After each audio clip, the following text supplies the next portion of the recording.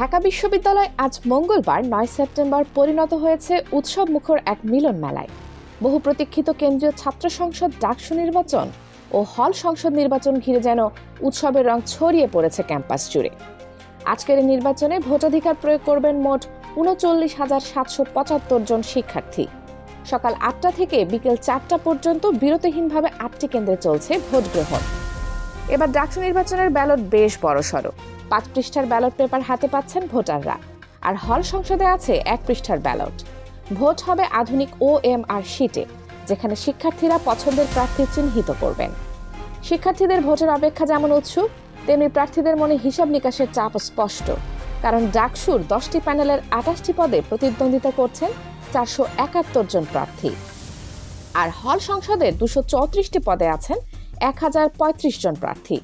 রবিবার রাত থেকে প্রচার বন্ধ হলেও প্রার্থীরা নানা কৌশলে শেষ মুহূর্ত পর্যন্ত ভোটারদের কাছে পৌঁছানোর চেষ্টা চালিয়েছেন। এবার নির্বাচনে অংশ নিচ্ছে ছাত্রদল, শিবির, বাম জোট, ইসলামী ছাত্র আন্দোলন সহ মোট 10টি প্যানেল। ক্যাম্পাস জুড়ে আনন্দঘন পরিবেশ তৈরি হলেও শিক্ষার্থীরা বলছেন তারা দল নয়, ব্যক্তি দেখে ভোট দেবেন। তাদের প্রত্যাশা নেতা নয়, বরং ভাই বোনের মতো একজন প্রতিনিধি যিনি সর্বদা পাশে থাকবেন। আর্থিকভাবে সৎ ও নৈতিকভাবে দৃঢ় প্রার্থীকেই তারা বেছে নিতে চান। 2019 সালের ডাকসু নির্বাচনে ভয়ের আবহ থাকলেও এবার পরিস্থিতি সম্পূর্ণ ভিন্ন। দীর্ঘদিন পর শান্তিপূর্ণ ও উৎসবমুখর পরিবেশে ভোট দিচ্ছেন শিক্ষার্থীরা। অনেকে বলেছেন 1990 সালের পর এই প্রথম এমন পরিবেশ তৈরি হলো।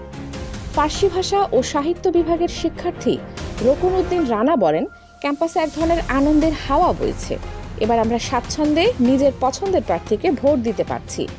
কবি জসিমউদ্দিন হলের শিক্ষার্থী জামিউল হাসান জানান, হলে ক্যান্টিনের খাবার, আবাসন সমস্যা, সাহিত্য ও খেলাধুলা এসব নিয়ে প্রার্থীরা প্রতিশ্রুতি দিচ্ছেন। ভোটাররা এসব বিষয় ভেবেই ভোট দেবেন। প্রথমবারের মতো এবার দৃষ্টি প্রতিবন্ধী শিক্ষার্থীদের জন্য ব্রেইল পদ্ধতিতে ভোটদানের সুযোগ রাখা হয়েছে, যা প্রশংসা কুড়িয়েছে। তবে উৎসবের মাঝে অনাকাঙ্ক্ষিত ঘটনা ঘটেছে। প্রার্থীদের সামাজিক যোগাযোগ মাধ্যম আইডিতে হয়েছে সাইবার আক্রমণ। অভিযোগ তুলেছেন ছাত্রদল, শিবির ও স্বতন্ত্র প্যানেলের প্রার্থীরা। অনেকে জানিয়েছেন তাদের আইডি হ্যাক বা সাসপেন্ড করে দেওয়া হয়েছে। এদিকে ভোটের দিন শিক্ষার্থীদের উদ্দেশ্যে ঢাকা বিশ্ববিদ্যালয়ের উপাচার্য অধ্যাপক ডক্টর নিয়াজ আহমেদ খান বলেন, ডাকসু শুধু নির্বাচন নয়, এটি গণতান্ত্রিক আকাঙ্ক্ষার প্রতিফলন। নির্ভয়ে ভোট দাও, আমরা তোমাদের অপেক্ষায় আছি। অন্যদিকে সাংগঠনিক শৃঙ্খলা ভঙ্গের অভিযোগে 7 জন প্রার্থীকে বহিষ্কার করেছে জাতীয়তাবাদী ছাত্রদল। সবকিছু মিলিয়ে বলা যায়, আজকের ডাকসু নির্বাচন শুধু ভোট নয়, বরং গণতান্ত্রিক চর্চার এক অনন্য উৎসব। শিক্ষার্থীদের প্রত্যাশা, এই নির্বাচনের মধ্য দিয়ে উঠে আসুক এমন নেতৃত্ব যারা হবে সততার প্রতীক আর শিক্ষার্থীদের প্রকৃত প্রতিনিধি।